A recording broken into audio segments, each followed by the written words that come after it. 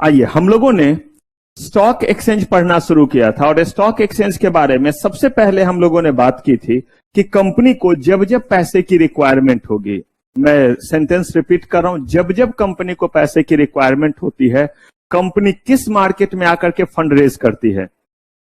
Primary market में। और जितने बार भी जो है वो प्राइमरी मार्केट में अलग अलग तरह के इंस्ट्रूमेंट को इशू करके फंड रेज करती है, हर बार उन्हें उस इंस्ट्रूमेंट को, कंपनी को नहीं, उस इंस्ट्रूमेंट को क्या करना पड़ता है? लिस्ट करना पड़ता है। मुझे बताइए, कंपनी लिस्ट होती है या कंपनी के इंस्ट्रूमेंट? कंपनी हो सकता है उस कंपनी का इक्विटी शेयर क्या होगा? लिस्ट हुआ होगा, कोई और इंस्ट्रूमेंट इश्यू ही नहीं की, इसलिए वो लिस्ट नहीं होगा। चूंकि किसी कंपनी का कोई भी इंस्ट्रूमेंट जब लिस्टेड रहता है तो उस कंपनी को हम क्या बोल देते हैं? लिस्टेड कंपनी जो है वो कह देते हैं। कहा कि कंपनी को लिस्ट करना इसलिए कंपलसरी है क्योंकि कंपनी को तो पैसे मिल गए जब उन्होंने इशू कर दिया, लेकिन उसके बाद लोगों ने जो पैसे लगाए उन्हें देखना था कि हमारे पैसे की आज कितनी कीमत है। हम अगर बेचना चाहें तो कैसे फटाक से बेच ले। तो सेबी ने कहा कि भाई आप इनको मार्केट दीजिए, और वहां से कॉन्सेप्ट आया हमारे सेकेंडरी मार्केट का। और इसी सेकेंडरी मार्केट को हम किस नाम से जानते हैं? स्टॉक एक्सचेंज को, जहां पे इसकी क्या होगी?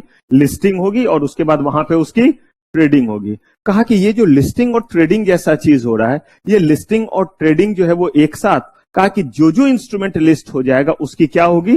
ट्रेडिंग होगी। कहा कि अगर पहले से 1 करोड़ शेयर है तो कहा उसकी लिस्टिंग हो गई, तो उसकी ट्रेडिंग होगी। और 10 करोड़ किया तो कहा पहले से 1 करोड़ था, 10 करोड़ और किया तो अब 11 करोड़ शेयर आपने इशू कर दिए और 11 करोड़ शेयर लिस्ट हो गए। 11 करोड़ शेयर की क्या हो रही है?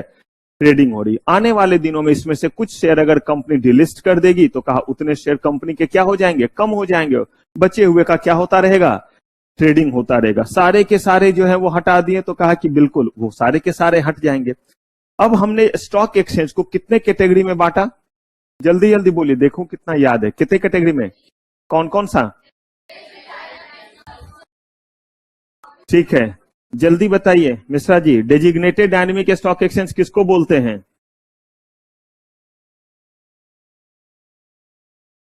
डेजिग्नेटेड डायनेमिक स्टॉक एक्सचेंज किसको बोलेंगे? स्टेटमेंट दीजिए जिसका क्या हो। ये वर्ड जरूर आना चाहिए। वैसा स्टॉक एक्सचेंज जिसका क्या हो? Nation wide terminal. और अब अगर पूछूं नेशन वाइड टर्मिनल का क्या मतलब है? नेशन वाइड टर्मिनल का क्या मतलब? मैंने एग्जाम्पल ने, तो इसको बोलेंगे कैसे? अब इसको स्टेटमेंट बिल्कुल साफ दीजिए। क्या स्टेटमेंट दीजिएगा?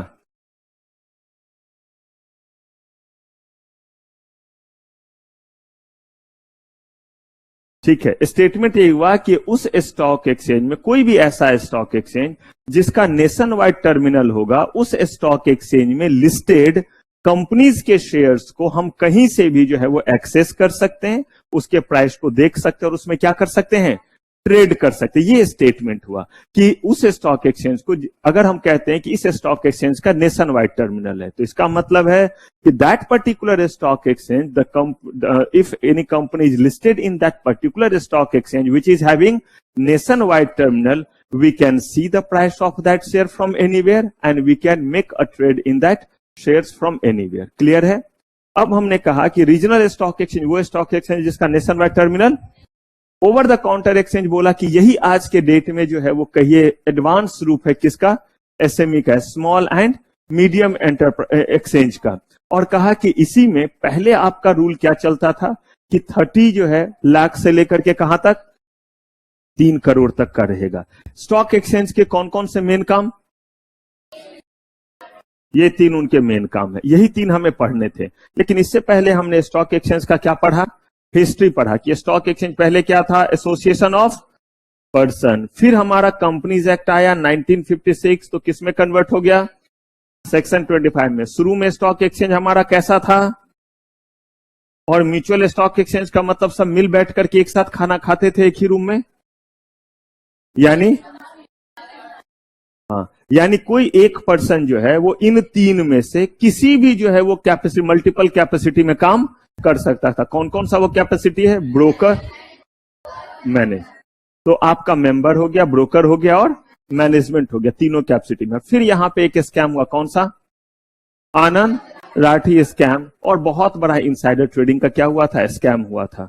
फिर जो है वो कमिटी बैठी, सुझाव दिया कि क्या करो, डीम्यूचुअल। सबसे पहले तो ये जो 3 लोगों को एक एक कैपेसिटी में रखा, ऐसा नहीं, एक बंदा एक से ज्यादा कैपेसिटी में काम, this is called demutualization of stock exchange. साथ ही साथ कहा कि इनकॉर्पोरेटाइज करो, और इनकॉर्पोरेटाइजेशन ऑफ स्टॉक एक्सचेंज का मतलब हुआ कि नॉन प्रॉफिट से नॉर्मल कंपनी में इसको क्या कर दो, कन्वर्ट कर दो। कहा ठीक है। अगर हमसे पूछा जाएगा डीम्यूचुअलाइजेशन, तो पहले लिखेंगे कि एक बंदा एक से ज्यादा कैपेसिटी में काम, एंड इनकॉर्पोरेटाइजेशन मींस, हमेशा इसको कंप्लीट करेंगे। और इनकॉर्पोरेटाइजेशन पूछा तो पहले incorporatization, conversion of non profit to normal company, और उसके बाद लिखेंगे एंड डीम्यूचुअलाइजेशन मींस दिस।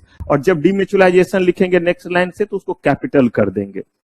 ये सब तरीका है थोड़ा सा चीजों को क्या करने का, रिप्रेजेंट करने का। और बार बार मैं बोलता हूं, फिर रिक्वेस्ट कर रहा हूं, लिखते वक्त किसी भी टेस्ट पेपर में लिखिए, शरीर में कमी नहीं होनी चाहिए, कमजोरी नहीं होनी चाहिए। 3-3 4-4 बार तो खा रहे हैं आप लोग, फिर कमजोरी किस बात का आएगा, बोलेगा सर नजर मत लगाओ। कह रहा हूं कि लिखते वक्त आप लोग के ना हाथ में कमजोरी दिखता है, यकीन मानिए, साफ लगता है कि जो कॉपी लिखा गया है ना, उस समय शरीर में ताकत है। शरीर में ताकत का मतलब मन नहीं होना, नहीं होता, बस लिख रहे। ऐसे क्यों, पकड़े पेन को तो लगे पेन टूट जाए, ऐसा होना चाहिए, मतलब ताकत रहनी चाहिए। तो ऐसे करके वहां डीम्यूचुअलाइजेशन लिखा, थोड़ा कैपिटल कर दिया, तो उसको हम हाईलाइट कर सकते हैं। और साथ ही इन प्रोहिबिशन ऑफ इनसाइडर ट्रेडिंग को और क्या कर दिया, और स्ट्रिक्ट कर दिया, यानी फाइन पेनल्टी का नॉर्म्स क्या कर दिया, बढ़ा दिया। कहा ठीक है। अब यहां पे कहा गया कि कोई इनसाइडर ट्रेडिंग नहीं करेगा। इनसाइडर वो पर्सन है जिसके पास अनपब्लिश प्राइस सेंसिटिव इंफॉर्मेशन है। मैंने आपको बोला भी कि बहुत डिटेल में भी इसके बारे में बताऊंगा, बहुत बात बताऊंगा भी इनसाइडर ट्रेडिंग के बारे में।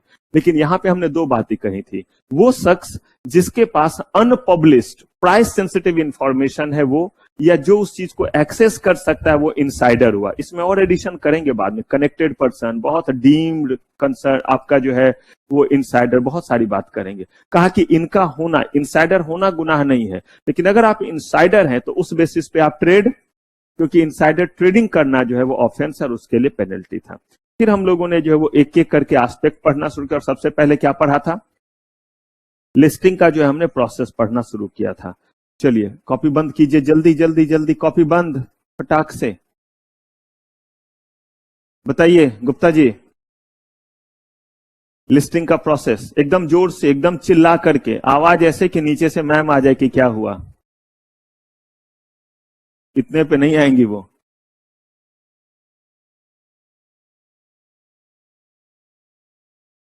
सर मतलब सर, ठीक है, आगे। मेरा काम ही वही है कि ताकि आप जो बोले एकदम ठोक बजा के बोले। पहला स्टेप बोलिए।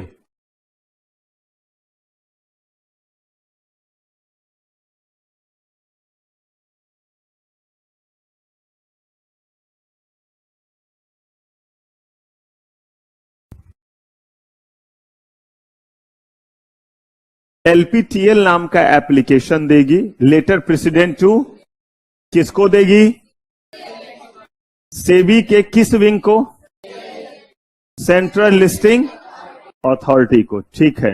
अब ये लिस्ट, ये जो है वो दे दिया गया। ये देने के बाद जो है वो सेबी कितने दिन में जवाब देगी, कंपल्सरी मैक्सिमम 30, हाँ या ना जो भी बोलना है, कितने दिन में बोल दे। अगर यहां पे आपको एलपीटीएल मिल गया तो आगे बढ़िए, और नहीं मिला तो लड़िए पहले।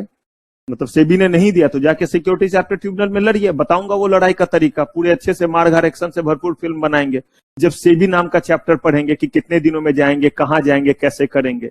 अब जो है वो उन्होंने एलपीटीएल दे दिया। एलपीटीएल देने के बाद का अगला स्टेप बताइए, मिल गया, अब क्या कीजिएगा। मुस्कान, इधर वाले मुस्कान, खुशी, पूरा टीम गायब है, पक्का ये लोग कहीं गए हैं, बताइए।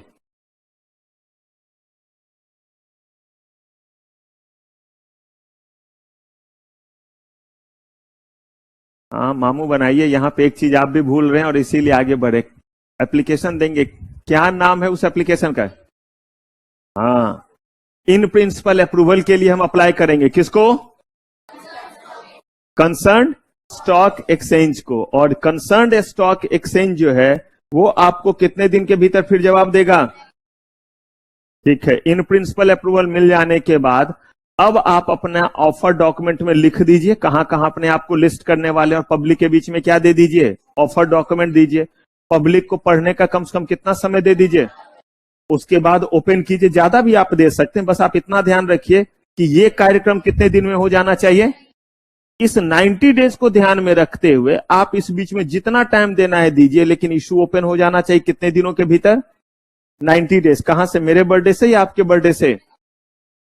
जहां से क्या मिला है, एलपीटीएल। तो अगर यहां मिनिमम 4 दिन है, आप चाहिए तो उसको जो है वो 40 दिन रखिए ओपन, हमें कोई दिक्कत नहीं। लेकिन बस ये तो देख लीजिए कि इधर का समय कितना लगा है, और अगर इधर समय चला गया तो आपके पास समय क्या होगा, ध्यान रखिएगा। यहाँ पे मेरे जैसा बंदा रहा तो सिचुएशन, केस लॉ सब डालेगा और डेट डाल देगा। यहाँ 90 डेज का समय है, यहां से आपका 90 डेज शुरू होता है। लेकिन मान लीजिए कि इन प्रिंसिपल अप्रूवल देने में उसने समय लगा दिया 20 दिन का, ऐसे करके लिख देगा कि in principle the stock exchange has taken 20 days in providing in principle approval. और उसके बाद आपसे पूछा जाएगा how much maximum time can be given by the company for analysing offer document to the public. तो एज पर लॉ 4 दिन तो देना है, मैंने मैक्सिमम पूछा है, 4 तो देना ही पड़ेगा। मैक्सिमम कितना दे सकते हैं, तो मैक्सिमम के लिए यहां से लेकर के ओपन होने के बीच में कितना समय है, 90 डेज का है। आपने यहां पे कितना लगा दिया, इनके पास 20 डेज वो खा गया, तो मेरे पास 70 डेज ही तो है मैक्सिमम। और अगर मान लीजिए इसने 25 डेज लगा दिया, तो अगर इसने कम दिन लगाया, 5 ही दिन में दे दिया, तो ये चीज ध्यान रखिएगा। यहां पे ऑब्जेक्टिव भी बन सकता है, और अगर कोई खूंखार आदमी रहा इंटरव्यू में तो बिल्कुल वैसा ही चीज रहेगा। इंटरव्यू तो ये मत सोचिए कि सीधा सीधा प्रोसेस पूछ देगा, वो क्या करेगा, इन्हीं जगहों पे पूछेगा कि कितना ज्यादा से ज्यादा दिन हम दे सकते हैं लोगों को ऑफर डॉक्यूमेंट क्या करने के लिए, पढ़ने के लिए, ओपन करने के लिए मैक्सिमम कितना टाइम ले सकते हैं। बस इन्हीं बातों को थोड़ा ध्यान रखना है, पिक्चर दिमाग में रखना है, खुद क्लियर रहेगा। चलिए, minimum 3 days open, maximum 10 days. यहां घबराने की जरूरत नहीं, ये बहुत डिटेल में पढ़ाऊंगा। क्लोज हो गया। क्लोज के बाद यहां पे हमारा कंसर्न है 15 दिन में जो सक्सेसफुल है उनको क्या दीजिए, जिनको नहीं मिला उनको, और साथ में जो सक्सेसफुल है उनको भी पूरा नहीं मिला तो बचे हुए पैसे दे दीजिए, जितने मिले उनका क्या दे दीजिए, उनको जो है वो उतने का लेटर ऑफ अलॉटमेंट दे दीजिए। साथ ही साथ कहा क्लोजिंग से ही एक और काम करना है, और कितना समय आपके पास इसके लिए, 10 वीक्स, और ये इसी में कवर हो गया। याद रखिएगा, इसका यूज पड़ेगा जब मैं आपको फास्ट ट्रैक इशू बताऊंगा। तो मैक्सिमम जो है वो 10 वीक्स में आपको क्या मिल जाना चाहिए। इसका मतलब है वो देखेंगे कि सब कुछ सही से हो गया, तब क्या देंगे आपको, लिस्टिंग परमिशन। मिल गया लिस्टिंग। अगर आपको लिस्टिंग परमिशन मिल गया तो हम किस पे आ गए थे, डिलिस्टिंग कितने तरह का, कौन कौन सा, वॉलंटरी का मतलब हम अपनी मर्जी से, क्यों हम अपनी मर्जी से डिलिस्ट करा रहे हैं, हमें अनरीजनेबल लग रहा है कि झूठ मूठ का लिस्टिंग का क्या जा रहा है, फीस जा रहा है, इतने जगह लिस्ट रखना जरूरी, और जो पैसे बचेंगे वो किस में बटेंगे। इसीलिए जो है वो सेबी ने ये अलाउ किया हुआ है कि आप शेयर होल्डर से परमिशन, लेकिन अगर आप जो है वो सिर्फ और सिर्फ जो है वो ऐसे स्टॉक एक्सचेंज से डिलिस्ट हो रहे हैं कि डिलिस्ट होने के बाद आप एनएससी या बीएससी में पाए जाएंगे, तो विदाउट एग्जिट ऑफर। एक ही रूल है, कितने से आप डिलिस्ट हो रहे हैं मत देखिए, आप डिलिस्ट होने के बाद का सिर्फ पोजीशन देख, पहले कितने में थे वो भी मत देखिए, बस इतना देख लीजिए इस बार वाला डिलिस्टिंग के बाद क्या आप एनएससी या बीएससी किसी में बचे रहेंगे, कहा कि हाँ बचे रहेंगे। तो ऐसे केस में आपको एग्जिट अपॉर्चुनिटी देने की रिक्वायरमेंट नहीं है, और ऐसे केस में हमारा सारा का सारा काम किससे हो जाता है, बोर्ड रिजोल्यूशन से ही हो जाता है। तो हमने फिर एक एक करके प्रोसेस पढ़ना शुरू किया, क्योंकि अभी हम कंपलसरी पे तो पहुंचे ही नहीं है, हम किस पे थे, और वॉलंटरी में हमने देख लिया कि कब एग्जिट अपॉर्चुनिटी देना है और कब देना जरूरी नहीं है। और इस पे हमने जो है वो क्वेश्चन भी बना लिया, और मैंने आपको बता भी दिया इन जगहों पे केस लॉ या इंपॉर्टेंट फॉर केस लॉ ऐसा करके मार्क करते जाइएगा, ताकि जब आप रिवीजन करने के लिए आए तो आपको पता रहे कि यहाँ पे केस लॉ बना करके क्वेश्चन दिया जा सकता है। फिर हमने प्रोसेस पढ़ा था किसका, वॉलंटरी डिलिस्टिंग ही पढ़ रहे थे, लेकिन कौन सा, एग्जिट या विदाउट एग्जिट। प्रोसेस छोटा, सिर्फ और सिर्फ किसका परमिशन चाहिए था, सिर्फ बोर्ड रिजोल्यूशन। हमने बोर्ड रिजोल्यूशन किया और उसके बाद एक पब्लिक नोटिस दिया, और जिसको हमने जो है वो कितने न्यूज़पेपर में दिया, एक इंग्लिश और एक हिंदी, कौन सा वाला, नेशन वाइड टर्मिनल, और इसके अलावा रीजनल, वर्नाकुलर और लोकल, तीनों एक ही नाम है। क्षेत्रीय भाषा का न्यूज़पेपर जिसको कहते हैं। लेकिन वहां जहां जहां से आप इसको क्या करने वाले हैं, और इस पे भी हमने आपको क्वेश्चन करवाया था कि यहाँ पे भी केस लॉ दे सकता है कि कंपनी अगर एनएससी से डिलिस्ट हो रही है, कलकत्ता स्टॉक एक्सचेंज से और अहमदाबाद स्टॉक एक्सचेंज से, तो इन तीनों जगहों का, अहमदाबाद स्टॉक एक्सचेंज का गुजराती है, कलकत्ता स्टॉक एक्सचेंज का क्या हो गया, बांग्ला हो गया, नेशनल स्टॉक एक्सचेंज महाराष्ट्र में है यानी कि वहां का मराठी हो गया।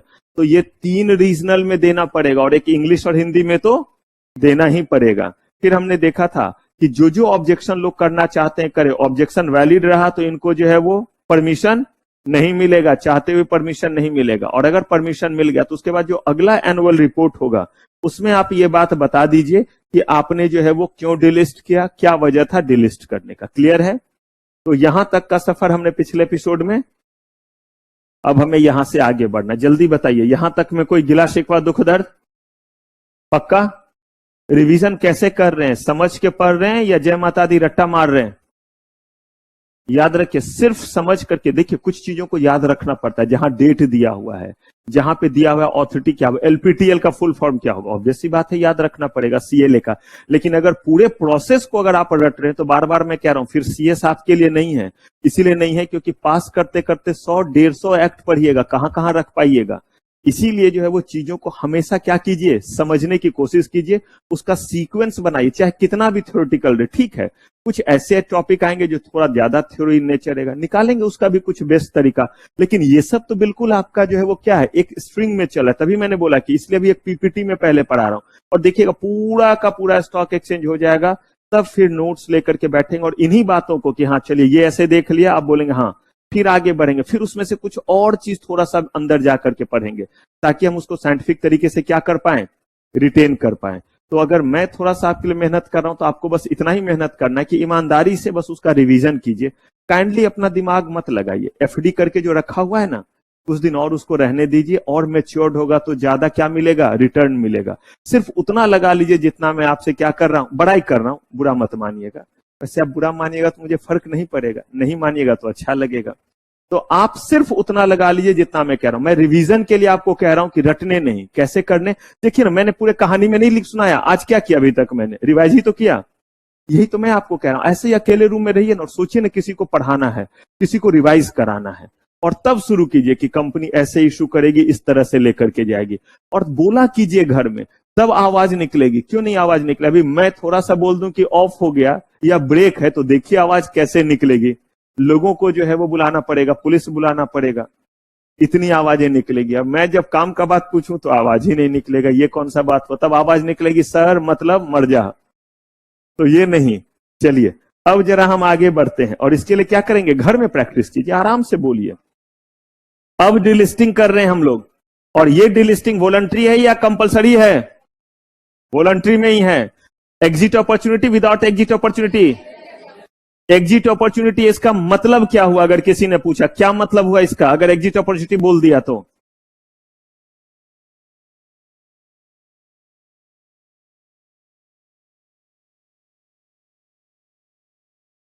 कंपनी क्यों ऐसा कर रही है, क्यों एग्जिट अपॉर्चुनिटी दे रही है? नहीं रहेगा तो इससे क्या होगा?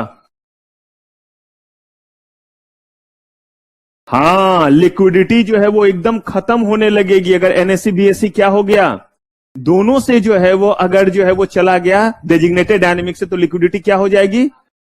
ठीक है। और यहां पे कहा गया कि आपकी लिक्विडिटी चूंकि एकदम खत्म हो जाएगी, इसीलिए उनको क्या देना जरूरी है, एग्जिट अपॉर्चुनिटी देना जो है वो जरूरी है। ये पहले अब हमारा क्लियर है।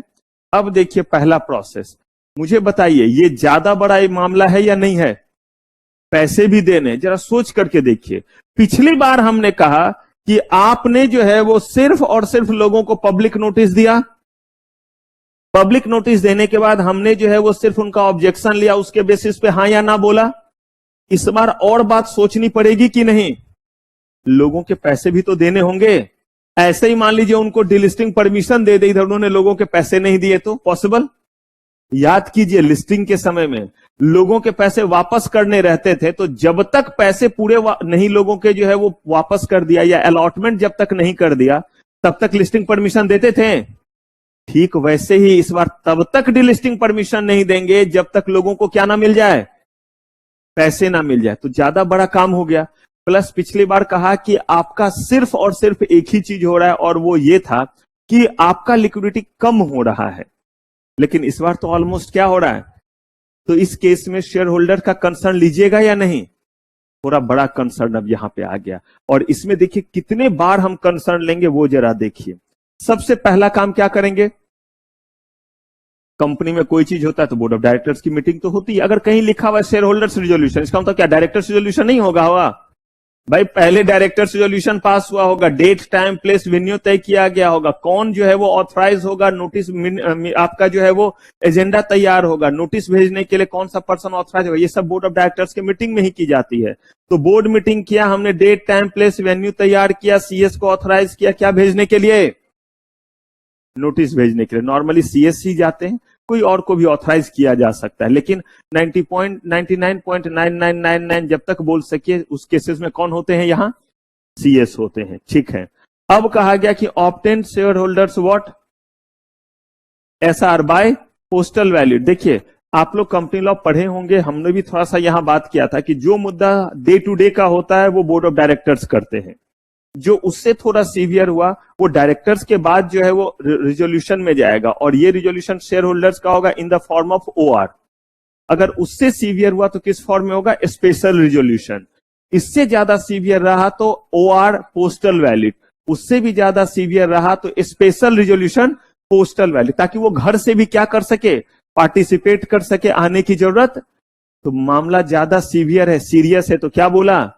एसआर थ्रू, ताकि ज्यादा से ज्यादा लोगों का क्या आ सके? पार्टिसिपेशन आ सके, ज्यादा से ज्यादा लोगों का विचार आ सके कि वो चाहते हैं जो है डिलिस्ट करना, या अरे भाई जिनका मकान, जिनका दुकान, जिनका कंपनी, वही तय करेंगे ना। और कंपनी किनकी है? शेयर होल्डर्स की, तो उनको तय करने दीजिए। ठीक है, अब आपका एसआर पास हो गया। अगर एसआर फेल तो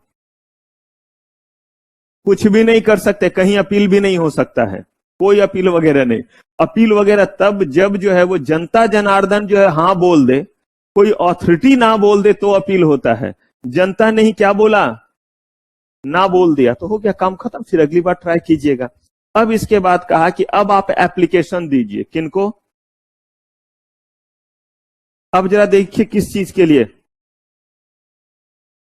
क्यों इन प्रिंसिपल बोल रहे हैं अभी ये डिलिस्टिंग का परमिशन नहीं मिलेगा, पहले लोगों के पैसे वगैरह सब चुकता कर दो, इसीलिए इन प्रिंसिपल अप्रूवल दे रहे ताकि काम शुरू कर दो। क्या करने का? डिलिस्टिंग का। लोगों को जो है वो पैसे दो, उनके शेयर्स लो और हमें दिखा दो कि आपने इतने शेयर्स ले लिया। आगे दिखाऊंगा कि कम से कम इतना शेयर आना चाहिए, मिनिमम का क्राइटेरिया है इसमें भी, तब जाकर के डिलिस्टिंग हो। देखिए कितनी बड़ी बात हो रही है कि ना एनएससी में रहेंगे ना किस में रहेंगे।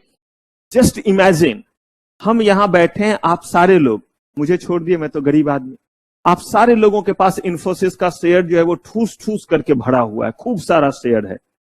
अब जो है वो हाँ कट्टे में है, डीमैट अकाउंट से निकाल करके किसमें रख दिया? कट्टे में रख दिया। तो अब जो है आपके पास ढेर सारा जो है वो शेयर है, किसका? इन्फोसिस का। तो इन्फोसिस का शेयर आपके पास, और इन्फोसिस कह रही है कि मैं जो है एनएससी बीएससी सबसे क्या होऊंगा। अभी तक क्लिक कर करके हर दिन देख रहे थे बढ़ा घटा क्या हुआ, वो मजा आ रहा है, बढ़ रहा है मेरा शेयर का प्राइस। अब ये क्या करें कि अब ये क्या होने वाला है? डिलिस्ट होने वाला है। बताइए बड़ा कंसर्न है या नहीं है? और अगर डिलिस्ट होने वाला है तो प्राइस आपको क्या लगता है एकदम बढ़ना शुरू हो जाएगा, मार्केट गिरना शुरू? इसका मतलब कहीं ना कहीं आपको कुछ सपोर्ट प्राइस चाहिए। इसीलिए जो है वो इन्होंने बोला कि जैसे ये सेंटिमेंट और ये न्यूज आएगा और एसआर वगैरह बुला रहे हैं, सारा सांस्कृतिक कार्यक्रम कर रहे हैं, डिलिस्टिक नहीं हुआ, लेकिन जिस बीच में ये कार्यक्रम चल रहा है उस बीच में प्राइस और कम हो रहे होंगे या बढ़ते चले जा रहे होंगे। तो इसका मतलब यहां से तो जो है वो बेच के आप यहां से भी निकल सकते हैं मार्केट से, लेकिन लॉस होगा।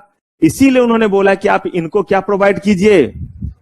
Exit opportunity. और एग्जिट अपॉर्चुनिटी में प्राइस कैसे तय होगा वो बात करेंगे। लेकिन फिलहाल कहा किसको? स्टॉक एक्सचेंज को, कि देखना इनको डिलिस्टिंग का परमिशन मत दे देना। तो क्या करना? पहले देख तो लो कि सारा का सारा चीज लोगों के जो है शेयर लेने के बाद उनको पैसे दे रहे हैं या नहीं, और कम से कम इतना शेयर आ गया या नहीं। बताऊंगा कितना शेयर आ जाना चाहिए। हाँ जी, सपोर्ट का मतलब हुआ कि प्राइस तो लगातार गिरता जा रहा है और प्राइस जो है वो 1000 रुपए से शायद 700-800 होने लगा। तो सेबी कह रही है कि ऐसे में तो इनका जो है वो लॉस ही लॉस हो रहा है।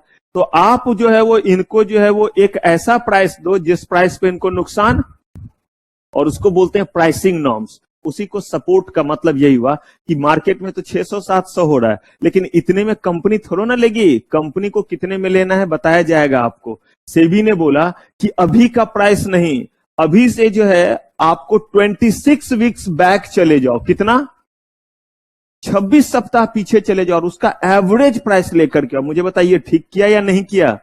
और भी चीज किया और कहा कि कहीं इस बीच में प्राइस ज्यादा हो रहा है तो बोला कोई बात नहीं, लास्ट 2 वीक्स का ले लो, वो हम लोग पढ़ेंगे जब प्रेफरेंशियल इशू पढ़ेंगे। मतलब इस तरह से प्राइसिंग नॉर्म्स बना दिया कि कुछ भी वो कर ले लोगों को नुकसान होने वाला।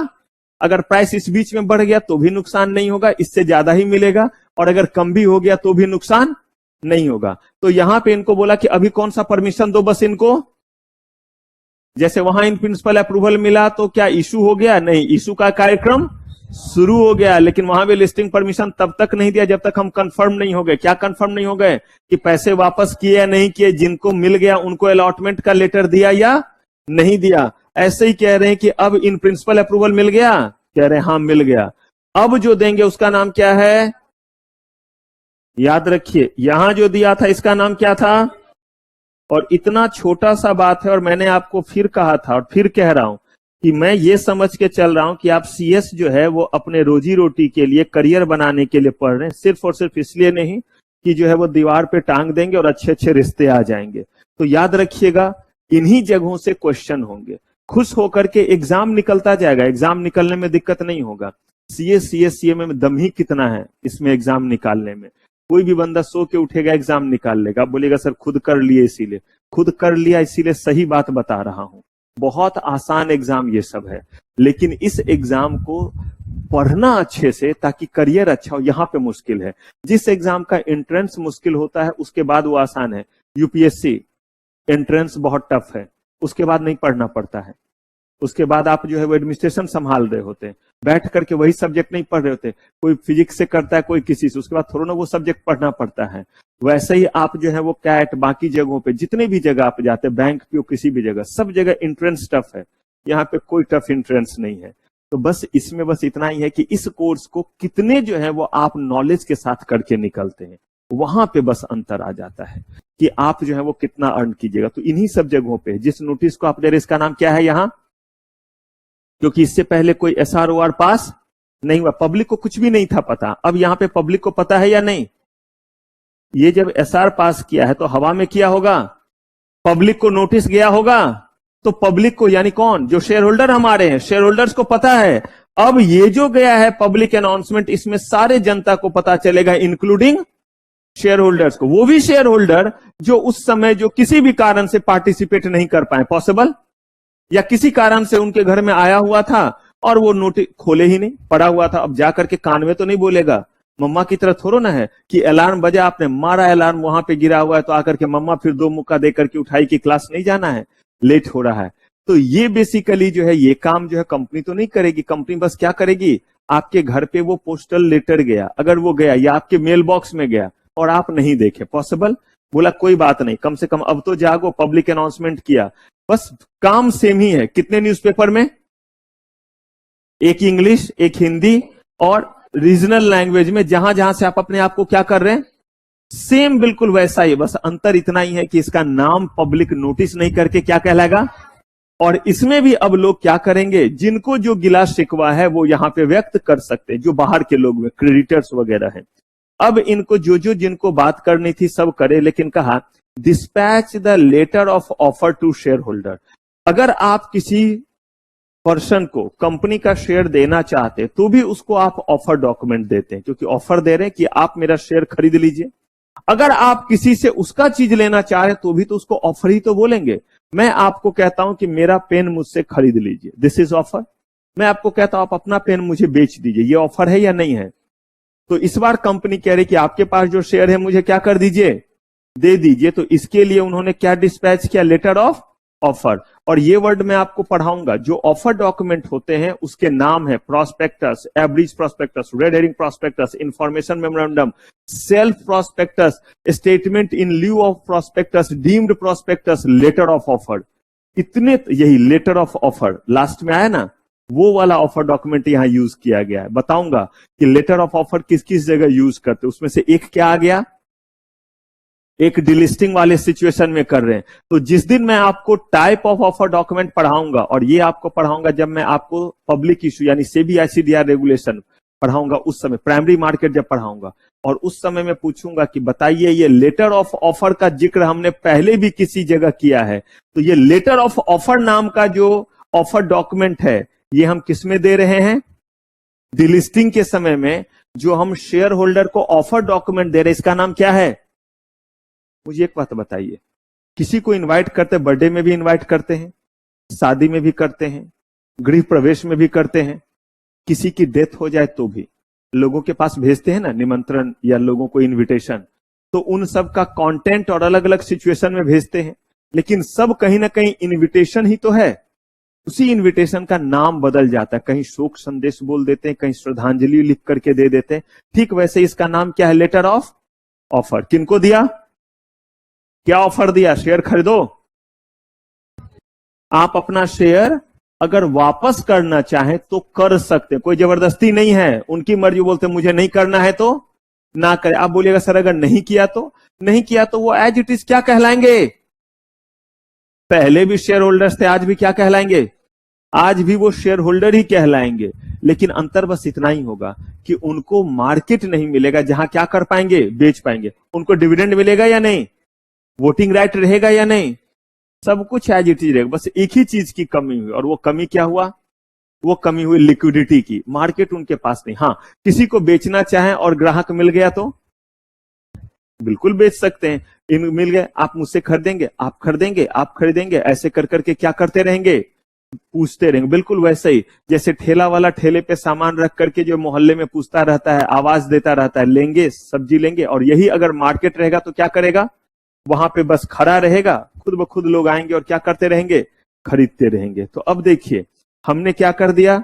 डिस्पैच कर दिया, लेटर ऑफ भेज दिया। किसको भेज दिया? ठीक है। अब यहां पे कह रहे कि जिस समय आप पब्लिक अनाउंसमेंट करेंगे उस समय आपको एक डेट भी बताना पड़ेगा, और उस जो है वो डेट को हम कहते हैं स्पेसिफाइड डेट। क्या कहते हैं? और ये स्पेसिफाइड डेट कहां बताएंगे? ये हम बताएंगे जब हम पब्लिक अनाउंसमेंट कर रहे हैं उसी समय बता देंगे। कौन सा डेट? क्या मतलब इस स्पेसिफाइड डेट का? एक ही मतलब है, कंपनी के शेयर्स ट्रांसफरेबल हैं या नहीं। आज इसके पास, कल उसके पास, अलग अलग लोगों के पास क्या होगा? ट्रांसफर होगा। आपको वो एक डेट बताएंगे कि जिनके पास इस दिन शेयर हैं उनको जो है वो डिलिस्टिंग में पार्टिसिपेट करने का क्या मिलेगा?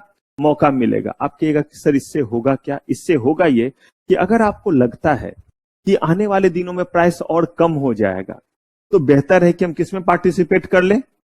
डिलिस्टिंग प्रोसेस में। अगर आपको लगता है कि नहीं अभी ही निकल लें क्योंकि डिलिस्टिंग का प्राइसिंग नॉर्म्स कहीं और कम ना हो जाए, जो भी आपके दिमाग में लगे, तो आप चाहें तो क्या हो सकते हैं? निकल सकते हैं। मतलब यह है कि सब कुछ किसके सहूलियत के अकॉर्डिंग कर दिया? शेयर होल्डर्स के अकॉर्डिंग। और उनको बोला कि आपके लिए ये डेट है, और डेट आपको पहले बता दिया, और कह रहे हैं कि ये डेट जो होगा वो कह रहे हैं मैक्सिमम कितने दिन का? यानी कि अगर आज मैंने पब्लिक अनाउंसमेंट किया है आज के दिन, तो मैं ज्यादा से ज्यादा अगले महीने के 26 तारीख को क्या कह सकता हूं कि इसी बीच का कोई भी डेट होगा। अगर आज 26 तारीख है तो अगले महीने का कितने तारीख तक? 26 तारीख तक। लेकिन अगर मैंने जो है वो 5 जुलाई बोल दिया तो क्या कॉन्ट्रावेंशन है? नहीं। जो भी डेट होगा, आज अगर पब्लिक अनाउंसमेंट किया तो उसके कितने दिन के भीतर? क्लियर है कि इसी डेट के अकॉर्डिंग हम क्या करेंगे? कंसीडर करेंगे। ठीक है। अब जो है इसके 2 दिनों के भीतर आप क्या कर दीजिए? डिस्पैच कर दीजिए। और डिस्पैच करने के जो है वो यहां पे देखिए मिनिमम है या मैक्सिमम है? याद कीजिए लिस्टिंग के समय में कम से कम कितने दिन पढ़ने का देते थे? 4 दिन। इस बार कितना दिया? और तसल्ली से सोच लीजिए, 5 दिन का समय दिया। और यहां पे ऑफर हमारा जो ओपन रहेगा वो कितने दिन?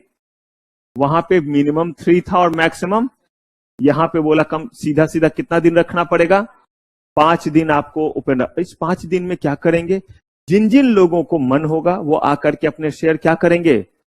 बिल्कुल उसी तरह से जैसे जो है सब्सक्राइब करते वक्त अंतर बस इतना ही था कि फॉर्म भरते थे और उस फॉर्म के साथ जो है आप पैसे लगाते थे। इस बार क्या करेंगे? सिर्फ और सिर्फ आप अप्लाई करेंगे कि आपको क्या करना है, डीलिस्टिंग में पार्टिसिपेट करना है। कोई पैसे देने की जरूरत नहीं है। पैसे देने की जरूरत क्यों नहीं है? क्योंकि आपको इस बार जो है वो शेयर्स खरीदना है या बेचना है? शेयर्स खरीदना है या बेचना है? हम तो वापस कर रहे हैं ना, हमें क्या मिलेंगे? पैसे मिलेंगे। तो हम सिर्फ और सिर्फ एप्लीकेशन फॉर्म पे क्या भरेंगे? सिर्फ और सिर्फ जो है वो अपना शेयर का डिटेल भरेंगे कि हमें इतने शेयर क्या करने हैं, आपको वापस करने। दे दिया सारा कुछ, क्लोज हो गया ऑफर। अच्छा, इशू नहीं बोल करके ऑफर क्यों बोल रहे हैं? क्योंकि ऑफर में खरीदना भी आता है और बेचना भी आता है। लेकिन अगर कोई इशू बोले तो इसका मतलब है कि वो पब्लिक के बीच में क्या कर रही है? ऑफर करे कि आप आइए और खरीदिए। लेकिन अगर ऑफर बोले तो उसमें दोनों आ जाता है। इसलिए बार बार यहां पे वर्ड क्या यूज कर रहे हैं? Closing of offer instead of closing of issue. चलिए, ऑफर क्लोज, ठीक है। कह रहे हैं कि यहां पे verification of share and payment for the same का वेरिफिकेशन किस बात का? अच्छा, शेयर्स का वेरिफिकेशन नहीं करेंगे, असली है नकली है उसके नाम से है या नहीं है, तो वेरिफिकेशन करेंगे और उसके बाद क्या कर देंगे? पेमेंट कर देंगे। अब जब पेमेंट हो जाएगा तब जो है वो एप्लीकेशन देंगे कंसर्न्ड स्टॉक एक्सचेंज को। किस चीज के लिए? क्योंकि अभी हमें सिर्फ क्या मिला था? इन प्रिंसिपल अप्रूवल मिला था। अभी डिलिस्टिंग मिला कहां है? हम डिलिस्ट हुए कहां हैं? क्लियर है? अब इधर टाइम वगैरह देखिए। स्पेसिफाइड डेट के लिए मैक्सिमम टाइम कितना? अब देखिए, ये याद करने वाला चीज है। इसमें मैं आपकी मदद नहीं कर सकता, बस प्रोसेस बताने में मदद कर सकता हूं। पूरा प्रोसेस तो मैं आपको अभी याद करवा दूंगा। कुछ याद हो गया, कुछ देखिएगा, अभी हम लोग लगाएंगे जयकारा, पूरा याद कर लेंगे यहीं पे। उसके बाद आप घर जाके रिवीजन नहीं करें, उसमें तो आपकी महानता है। लेकिन ये डेट आपको थोड़ा बीच बीच में देखना पड़ता है। एग्जाम के रात में यही सब काम करना रहता है कि इसमें हमने बोला कि जो भी आपका जो है वो स्पेसिफाइड डेट है वो पब्लिक अनाउंसमेंट के कितने दिन के भीतर होगा? 30 डेज का। ओपन जो आपका रहेगा वो कितने दिन ओपन रहेगा? ये ऑफर, ठीक है। लोगों को जो हम ऑफर देंगे और जो ओपन होगा उसके बीच का मिनिमम कितने दिन का गैप होगा? वो भी 5 डेज आपका है। ये जो आपका जो है वो पब्लिक अनाउंसमेंट से लोगों तक जो डिस्पैच करेंगे वो मैक्सिमम कितना दिन है? 2 दिन है। जहां से हमारा पब्लिक अनाउंस, हर जगह पब्लिक अनाउंसमेंट से 3 डेट है। पब्लिक अनाउंसमेंट से जो लोगों को डिस्पैच ओपन होने के बीच में कितना समय है? तो देखिए 3 समय पब्लिक अनाउंसमेंट से। पहला, पब्लिक अनाउंसमेंट के से 30 दिन क्या है? स्पेसिफाइड डेट का। पब्लिक अनाउंसमेंट से मैक्सिमम 2 दिन किस चीज का? लेटर ऑफ ऑफर क्या करने का? डिस्पैच करने का। किसको? शेयर होल्डर्स को। उसके बाद ये जो ओपन होगा आपका ऑफर वो आपके पब्लिक अनाउंसमेंट के मैक्सिमम कितने दिन के भीतर? 7 डेज के भीतर। हो गया ये चीज, ठीक है। अब यहां पे आपका जो है वो जो टाइम है वो देखिए, जब से आपने एसआर पास किया था वो डेट याद है? उस एसआर के 1 साल के भीतर आपको जो है वो डिलिस्टिंग के लिए एप्लीकेशन दे देना है। अब आप कहेंगे सर इस टाइम का हम क्या करेंगे? इस टाइम का जो है हम यही करेंगे कि जिस जिस जगह यहां मिनिमम लिखा हुआ है वहां पे तो हम कोई भी टाइम ले सकते हैं, हाँ या ना? कहा वो कोई भी टाइम लीजिए, लेकिन याद रखिए आपका एसआर जिस दिन पास हुआ था उसके 1 साल के भीतर ये सारे सांस्कृतिक कार्यक्रम, मैं डिलिस्टिंग परमिशन की बात नहीं कर रहा हूं, आप अपना एप्लीकेशन फाइल कर दीजिए। किसके लिए? और डिलिस्टिंग के लिए तब कर पाइएगा जब आपने लोगों के पैसे वगैरह दे दिए या नहीं। तो सारे पैसे वगैरह सब दे करके उसके बाद आप आइए किस चीज के लिए? डिलिस्टिंग के लिए। अब इसमें प्राइसिंग नॉर्म्स क्या रहेगा वो आपको बताऊंगा जब मैं आपको प्रेफरेंशियल इशू पढ़ाऊंगा। वैसे आपने प्रेफरेंशियल इशू कंपनी लॉ में भी पढ़ा होगा, वहां पे भी आपने प्राइसिंग नॉर्म्स पढ़ा होगा कि प्रेफरेंशियल इशू जब हम करते हैं तो किस प्राइस पे हम प्रमोटर को क्या करेंगे? देंगे। बड़ा अच्छा उसका कैलकुलेशन है, मैं बताऊंगा या बताया जाएगा जो भी चीज हुआ होगा, या हो सकता है वहां थोड़ा कम हो इसीलिए नहीं बताया गया होगा। तो यहां पे मैं डिटेल में बताऊंगा किस चीज को, कि प्रेफरेंशियल इशू में जो है वो प्राइसिंग नॉर्म्स क्या रहेगा। नहीं तो सोचिए ना जरा, प्रमोटर को सस्ते दाम में अगर शेयर दे दिया तो नहीं दे सकते। प्रेफरेंशियल इशू पढ़े हैं ना, तो प्रेफरेंशियल इशू में खास तरह के लोगों के बीच में शेयर इशू करते हैं। तो सोचिए जरा, इंफोसिस जैसी कंपनी का शेयर कोई लेना चाहेगा या नहीं? प्रमोटर आज जो है मुकेश अंबानी, अनिल अंबानी अपने कंपनी का शेयर लेना चाहेंगे कि नहीं? तो 10-10 रुपए में ये ले ले, उनके पास तो बहुत पैसे हैं। जो कंपनी का शेयर 3-3 हजार चल रहा है वो 10-10 रुपए में ले ले तो क्यों नहीं ले सकते हैं? रूल तो बताइए क्यों नहीं। इसीलिए क्योंकि सेबी ने डंडा मारा है और बोला है कि कम से कम इतने पैसे में लोगे, इससे कम पैसे में, और बताऊंगा वो आपको जब हम लोग पहुंचेंगे, और वो नॉर्म्स बहुत सारे जगहों पे हैं। तो चलिए, फिलहाल हम लोग ने जो है इस बार कौन सा प्रोसेस देखा? ठीक है, अब क्या मैं मानूं कि ये याद है? चलिए देखते हैं किसका मेमोरी कितना है। एक बार में देखते हैं कि किसको किसको किसको लगता है कि पूरा प्रोसेस बता देंगे डेट के साथ। ये तब होगा जब पूरा आगे बढ़ करके एकदम दम करके बैठे रहेंगे, दिमाग में और कुछ नहीं रहेगा तब।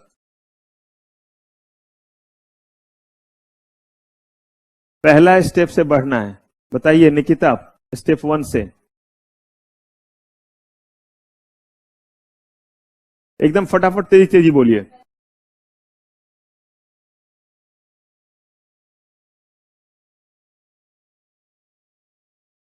हम्म, हम्म,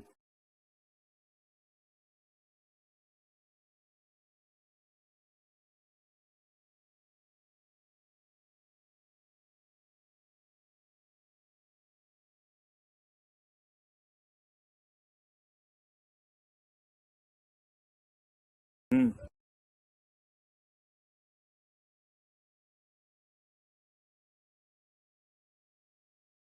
इसके आगे का बताइए सचिन बाबू। लास्ट स्टेप इन्होंने बोला इन प्रिंसिपल अप्रूवल ले लिया, अब? हम्म,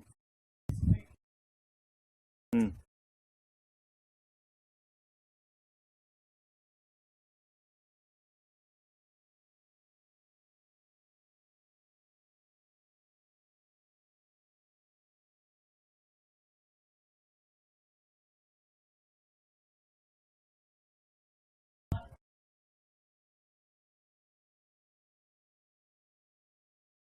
अच्छा, चलिए, सबसे पहला चीज, बोर्ड मीटिंग करेंगे या नहीं करेंगे? कर लिया। बोर्ड मीटिंग में रिजोल्यूशन पास किस बात का? जिन जिन स्टॉक एक्सचेंज से डिलिस्ट करना चाहते हैं उन सारे स्टॉक एक्सचेंज से डिलिस्ट करने का resolution pass. Date time place तय कीजिए। किस चीज के लिए? एसआर के लिए। और उसके बाद सीएस को अपॉइंट कीजिए जो ड्राफ्ट कर सके। ये मामूली बात है, ये याद रहे नहीं रहे कोई फर्क नहीं पड़ता, क्योंकि सीक्वेंस में ये सब जगह है। ठीक है, अब हमारा जो है वो बोर्ड रिजोल्यूशन पास हो गया, तो हमने जो है वो एसआर पास कराना है। एसआर के लिए बुलाए लोगों को, पोस्टल बैलेट से पास कर दिया। जब हमारा एसआर पास हो गया तब इन प्रिंसिपल अप्रूवल के लिए अप्लाई करेंगे, कहां पे? ठीक है, और उसके बाद जो है वो इसी चीज का पब्लिक अनाउंसमेंट कर देंगे। पब्लिक अनाउंसमेंट जो हम करेंगे कितने न्यूज़पेपर में? 3 न्यूज़पेपर में, English Hindi, nation wise circulation वाला, और हर वो स्टॉक एक्सचेंज जहां से हम डिलिस्ट करना चाहते हैं उसके रीजनल और वर्नाकुलर या लोकल लैंग्वेज, क्षेत्रीय न्यूज़पेपर में कर दिया। अब जब हम यहाँ पब्लिक अनाउंसमेंट करेंगे तो उससे रिलेटेड जो जो बातें हैं वो ध्यान से सुनिए। उसमें एक स्पेसिफाइड डेट बताते हैं, जिनका नाम उसमें है उन्हीं को पार्टिसिपेट करने का मौका मिलेगा। This is called specified date. और ये डेट कभी भी जो है वो पब्लिक अनाउंसमेंट के जो है वो 30 दिन से ज्यादा आगे का। ठीक है, दूसरी बात इसमें कहा कि यहां से ही एक डेट होगा, और वो डेट है कि पब्लिक अनाउंसमेंट के 2 दिनों के भीतर आप लेटर ऑफ ऑफर जो है वो डिस्पैच कर देंगे। किसको? और साथ ही साथ कहा कि पब्लिक अनाउंसमेंट के मैक्सिमम कितने दिनों के भीतर? 7 दिनों के भीतर आप इसको क्या कर देंगे? ओपन कर देंगे। दूसरी तरफ हमने कहा कि जो डिस्पैच करेंगे और जो ओपन होगा उसके बीच में मिनिमम कितने दिन का समय होगा, और सारे टाइम को मैच करके चलना है। तीसरी बात, हमने जो एसआर पास किया था वहां से 1 साल का समय है हमें क्या करने में? पेमेंट वगैरह सब कुछ करने में। तो चलिए, वो पब्लिक अनाउंसमेंट से नहीं है तो उसको अभी इग्नोर करते हैं। अब आपका ये ओपन जो रहेगा कितने दिन तक ये ऑफर? 5 डेज तक। लोगों ने ऑफर में पार्टिसिपेट किया, जिन्होंने पार्टिसिपेट किया उनके जो है वो शेयर्स वगैरह को क्या कीजिए? वेरीफाई कीजिए, और वेरीफाई करने के बाद उनका पेमेंट कर दीजिए। पेमेंट जब हो जाए तब आप एप्लीकेशन दीजिए। किस चीज के लिए? डिलिस्टिंग के लिए दीजिए, कि स्टॉक एक्सचेंज में क्या करना है? डिलिस्ट करना है। क्लियर है सारा चीज? इसमें एक ही चीज आपका बचा है, और वो चीज क्या है? प्राइसिंग। वो जो मैंने बोला वो कब पढ़ाऊंगा, किस समय? प्रेफरेंशियल इशू के समय। और उस समय फिर आपसे पूछूंगा भी कि कहां मैंने बोला था कि इस प्राइसिंग नॉर्म्स का जिक्र करेंगे। हाँ जी।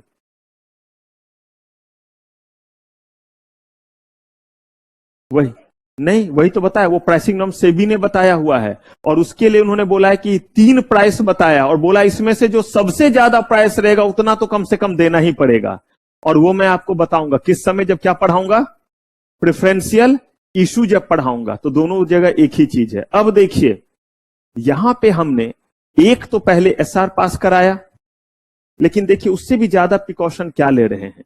हमने कहा कि ये बहुत बड़ा मामला है, तो कहा कि जब सारे कार्यक्रम खत्म हो जाए तो प्रमोटर के पास कम से कम कितना आ जाना चाहिए, 90% हो जाना चाहिए। इतना इस बार आपका जो है वो लोग क्या करें, सब्सक्राइब करें आपके इस ऑफर को। मतलब क्या हुआ कि मान लीजिए कंपनी के टोटल 1000 शेयर मान लिया, प्रमोटर के पास है जो है आपके टोटल कितने शेयर हैं, 20 पॉसिबल। मार्केट में कितने शेयर हो गए, सॉरी 200, मार्केट में कितने हो गए, ये हो गया पब्लिक के पास, और ये किसके पास है, प्रमोटर के पास। यहां पे कह रहे हैं कि जब आपका डिलिस्टिंग खत्म हो जाए तो प्रमोटर के पास कितने होने चाहिए, 90%। तो 1000 का 90% का मतलब कितना, 900। बताइए अभी कितना है, और लोगों के बीच कितना है, इस 800 में से कम कितने आने चाहिए आपके पास, 700 आने चाहिए। याद रखिएगा ये हर केस में एक नंबर नहीं आता है, ये जरूर फिक्स है कि प्रमोटर का टोटल हो जाना चाहिए 90%, लेकिन हर बार ये एक नहीं आएगा। यही कंपनी है 1000 शेयर इशू की हुई, हो सकता है कि प्रमोटर के पास पहले से 300 हो, तो मार्केट में कितना बचा, पॉसिबल। कहा गया कि अब कितना, तो कहा कि इस 700 में से कितना चाहिए, 600। और इस पे प्रैक्टिकल पहले भी हम लोगों ने दिया है एग्जाम में, मतलब कि ये पहले भी था आपके कोर्स में, तो इससे जो है वो ऑलरेडी क्वेश्चन आया हुआ भी है, और मुझे उसका आंसर भी याद है, 650 उसका आंसर था, और वो क्वेश्चन जो है वो आ भी गया था। मतलब बस ये है कि ये इस तरह का क्वेश्चन दे सकते। देखिए बड़ा छोटा सा बात लिखा हुआ है, लोग पढ़ते हैं और हवा हवा में निकाल भी देते कि हाँ ठीक है सुन लिया, लेकिन इसका बस ध्यान रखना है कि इससे हमें प्रैक्टिकल पूछ सकता है। और प्रैक्टिकल के लिए मैंने हमेशा बोला है कॉपी के पीछे में लिखते जा रहे हैं, जहां जहां मैं बोल रहा हूं एक छोटा सा चीज भी कि यहां क्वेश्चन हो सकता है, आपका काम क्या है, सिखा तो दिया था शुरू में ही कि बैक पेज में जाकर के उसको क्या करेंगे, लिख लेंगे कि इस पे प्रैक्टिकल क्वेश्चन, इस कॉन्सेप्ट पे, ताकि जो है एग्जाम के रात में हम उसका क्या कर सकें, रिवीजन। और किसी और जगह नहीं, उसी कॉपी के बैक पेज पे। क्लियर है ये चीज। अब देखिए एक और बात, पहले तो जो है वो इतने अच्छे से नोटिस वगैरह दिया, एसआर पास कराया, उसके बाद भी ये मौका है या नहीं, अंत में भी एसआर में भी आपने पार्टिसिपेट कर दिया, फिर भी एंड मोमेंट पे जो है वो मूड बदल गया, बदल लीजिए। अगर 90% नहीं होगा टोटल होकर के, तो वो आपका डिलिस्टिंग होगा, नहीं होगा। अब यहां पे एक शानदार एस्पेक्ट आता है, और वो शानदार एस्पेक्ट आपका क्या है कि यहां हमने जो देखा है वो क्या देखा है, वॉलंटरी। लेकिन वॉलंटरी का मतलब तो हुआ कि हम अपनी मर्जी से क्या करना चाहते हैं, डिलिस्ट करना चाहते हैं। लेकिन एक ऐसा भी सिचुएशन है जिसमें हम अपनी मर्जी से डिलिस्ट नहीं करना चाह रहे हैं, कंपलसरी। हमने कुछ ऐसे कार्यक्रम किए, कुछ ऐसे गुल खिलाएं जिसके लिए जो है मैं पूरे राजकीय सम्मान के साथ स्टॉक एक्सचेंज से जो है वो निकाला जा रहा है। दिस इज कॉल्ड व्हाट, और ये कंपलसरी के लिए दिया हुआ है कि वैसा ऑफेंस होगा तभी आपको हम क्या करेंगे, डिलिस्ट। देखिएगा आगे बताऊंगा कि किस किस सिचुएशन में क्या होगा, आपका डिलिस्ट कर दिया जाएगा। तो ये जो कंपलसरी, इसको मैंने 2 पार्ट में बांटा है, एक है बाय ऑपरेशन ऑफ लॉ, और दूसरा क्या है, due to thin trading. Thin trading को भी रहने दीजिए, अभी किसमें आ जाते हैं, by operation of law. By operation of law को मैंने 2 पार्ट में बांटा, कौन कौन सा, बाय स्टॉक एक्सचेंज और बाय एनी अनदर। इसका मतलब बाय ऑपरेशन ऑफ लॉ का मतलब लॉ को कॉन्ट्रावेन किया, तो मैंने बोला एक वो कॉन्ट्रावेंशन है जो किससे रिलेटेड है, स्टॉक एक्सचेंज, क्योंकि स्टॉक एक्सचेंज में आप लिस्टेड है, वहां पे अनफेयर प्रैक्टिस किया होगा, गड़बड़ किया होगा, इनसाइडर ट्रेडिंग किया होगा इन केसेस में। और एक जो है वो क्या है, बाय एनी अनदर, किसी और एक्ट के तहत कोई आपके ऊपर क्रिमिनल प्रोसीजर कोड वगैरह लगा। अभी जो मैंने आपको बताया था IIFL को 2 साल के लिए बार किया गया, सुप्रीम कोर्ट ने किया है। तो कहने का मतलब यह है कि किसी और एक्ट में भी अगर आप मिलते हैं, पाए जाए, जैसे किसी का आपने जो है वो पैसा लिया, और ये चिट फंड वगैरह के केस में बहुत ज्यादा होता है, आपने पैसे लिए, डिपॉजिट लिया लोगों का, सेक्शन 73 से 76 तक की भी प्रोविजन है, आपने इस तरह से उसमें फ्रॉड किया कि कहते कि अरे ये कल को तो शेयर होल्डर्स के साथ भी गड़बड़ कर देंगे, तो इनको क्या करो, डिलिस्ट करो। अब ये डिलिस्टिंग जो है वो आपका स्टॉक एक्सचेंज के जरिए नहीं हुआ है, बल्कि क्या हुआ है, ये क्रिमिनल प्रोसीजर कोड आपके ऊपर लगा है, क्रिमिनल एक्टिविटी आप कर रहे हैं। और ऐसे कंपनी अगर लिस्टेड रहेगी तो ज्यादा लोगों को क्या करेगी, मिसलीड करेगी, तो इनको क्या करो, डिलिस्ट करो। कहा ऐसा, और आप कहिएगा सर डिलिस्ट हो जाएगा तो लोगों का क्या होगा, लोगों को पैसे दे रहे हैं या नहीं, मार्केट से ज्यादा ही पैसे दे करके उनको विदा करेंगे और बोलेंगे कि इनके साथ मत रहो। ये वैसा ही बात हो गया कि पता चला कि कोई दोस्त है और वो जो है वो मस्त जो है वो चिमनी फैक्ट्री, गंगाजल का सेवन, राउंड एंड राउंड, और पता चला तो बोलेंगे कि देख बेटा तुझे एक बाइक ला देते हैं लेकिन इसके साथ मत घूम, बाइक के कारण पीछे अगर बैठ रहा है तो, वरना क्या होगा, बिगड़ जाएगा। तो वैसे ही जो है वो सेबी कह रही कि मत रहो इस कंपनी में, क्योंकि किसी भी दिन ये कंपनी क्या हो जाएगी, डूब जाएगी। क्योंकि अभी अभी इन्होंने जो है अपने जो है वो डिपॉजिट होल्डर को क्या किया है, डुबा दिया है, फ्रॉड कर दिया। बिल्कुल इनका इंटेंशन क्या है, फ्रॉड करने का है। ऐसे केस में जो है वो कोई भी इस तरह का जो है वो पनिशमेंट सुना सकते हैं, और वो सिर्फ पनिशमेंट कब मिलेगा, जब ऐसा आपने ऑफेंस किया जिसके लिए पनिशमेंट क्या दिया हुआ है लॉ में। ये स्टॉक एक्सचेंज को भी आप क्या करते हैं, कॉन्ट्रावेन करते हैं स्टॉक एक्सचेंज के प्रोविजन को तो भी, या कोई और सिविल प्रोसीजर को या और कोई सिविल जो है वो एक्ट को भी क्या करते हैं, कॉन्ट्रावेन करते हैं तो भी। तो जो बाकी है उसको मैंने रख दिया एनी अदर किस में, और एनी अदर स्टैट्यूट, स्टैट्यूट का मतलब क्या हो गया, लॉ, एक्ट, और यहां पे क्या हो गया, बाय स्टॉक एक्सचेंज। तो एक कुनबा हो गया कि स्टॉक एक्सचेंज सबसे इंपॉर्टेंट है यहां पे, क्योंकि स्टॉक एक्सचेंज में ही आप क्या हैं, लिस्टेड हैं। बाकी तो कोई क्रिमिनल केस वगैरह कुछ और है तो एनी अदर स्टैट्यूट, अभी इसको बिल्कुल इग्नोर कीजिएगा। तो बाय ऑपरेशन ऑफ लॉ में बाय स्टॉक एक्सचेंज कब होगा, any contravention made by company in what. अब आपको बहुत डिटेल में पढ़ाऊंगा सेबी एलओडीआर रेगुलेशन, गलती से मैं ही पढ़ाऊंगा, इसी स्टॉक एक्सचेंज वाले यूनिट में पढ़ाऊंगा, जिसमें बताऊंगा कि कितने दिन के भीतर आप बायबैक करना चाह रहे हैं। आपका कोई मीटिंग हो रहा है तो कब 2 दिन पहले, कब 5 दिन पहले, और कब 7 दिन पहले। ये जब आप जो है रिलेटेड पार्टी ट्रांजेक्शन, ये सब आप कंपनी लॉ में पढ़े होंगे, बस उसी को मैं और एक्सटेंड करूंगा कि related material, related party transaction, omnibus जो है अप्रूवल, ये सब आपका दोनों जगह कॉमन हो जाता है। वहां पे ऑडिट कमेटी, यहां पे भी क्या रहेगा, ऑडिट कमेटी। तो यहां हम लोग देखेंगे बेसिकली कि स्टॉक एक्सचेंज में जब आपने लिस्ट किया था तो आपके और स्टॉक एक्सचेंज के बीच में एग्रीमेंट हुआ था, और वो एग्रीमेंट हुआ था कि आप इन चीज को क्या करेंगे, फुलफिल करेंगे। और उस फुलफिल करने का मतलब है कि इस चीज के बारे में मुझे जो है वो इतने दिन पहले बताएंगे, इस चीज के बारे में इतने दिन पहले, इस चीज के बारे में इतने दिन पहले, जिसमें दिया हुआ है एनुअल कंप्लायंसेस जो साल में आपको करना है स्टॉक एक्सचेंज के साथ, हाफ ईयरली कंप्लायंसेस जो हर 6 महीने पे करना है, क्वार्टरली कंप्लायंसेस जो आपको जो है वो 3 महीने पे कर रहा है, वन टाइम कंप्लायंसेस जो पूरे जिंदगी में कंपनी को एक ही बार करना है। सारे के सारे चीज मैंने इसलिए बोला कि वहां जो आपने पढ़ा है उसको और थोड़ा मैं एक्सटेंड करके ले जाऊंगा, क्योंकि ये दोनों में क्या है, कॉमन टॉपिक है जो वहां पढ़े और यहां पढ़े। दूसरा, एनी मार्केट एब्यूज या फ्रॉडलेंट एक्टिविटीज, यानी कि मैनिपुलेशन किया, कुछ ऐसा किया जिससे प्राइस को आप इंक्रीज करा रहे हैं। और इसी में आता है आपका सर्कुलर ट्रेडिंग। और यहां पे ही एक हमारे साथ जो है वो और फ्रॉड हुआ था जिसका नाम था केतन पारेख स्कैम। और उसी दिन के बाद से आज अगर आप कोई शेयर बेचना चाहते हैं तो आपको नहीं पता है कि आपका शेयर किसके पास जा रहा है। ये सेटलमेंट के समय मैं आपको बताऊंगा। हमने अगर शेयर बेचने का ऑर्डर, टर्मिनल मैंने आपको बहुत बार दिखलाया है, अगर मैंने ऑर्डर लगाया तो मुझे नहीं पता मेरा शेयर किसके पास जा रहा है, जो खरीद रहा है उसको भी नहीं पता है कि उसके पास किसका शेयर आ रहा है, किसी को भी नहीं पता है। ऐसा इसीलिए क्योंकि एक जो है वो फ्रॉड हुआ था जिसका नाम था सर्कुलर ट्रेडिंग। और ये सर्कुलर ट्रेडिंग का फ्रॉड क्या था बेसिकली, अगर मान लीजिए कि मैं जो है वो किसी दुकान पे गया और दुकान पे जाकर के मैंने सामान खरीदा, मान लीजिए टमाटर ही, मैं गया और मैंने जो है वो टमाटर खरीदा। टमाटर वाला जो है बोला कैसे, मैंने पूछा कैसे टमाटर, बोला 40 रुपए केजी।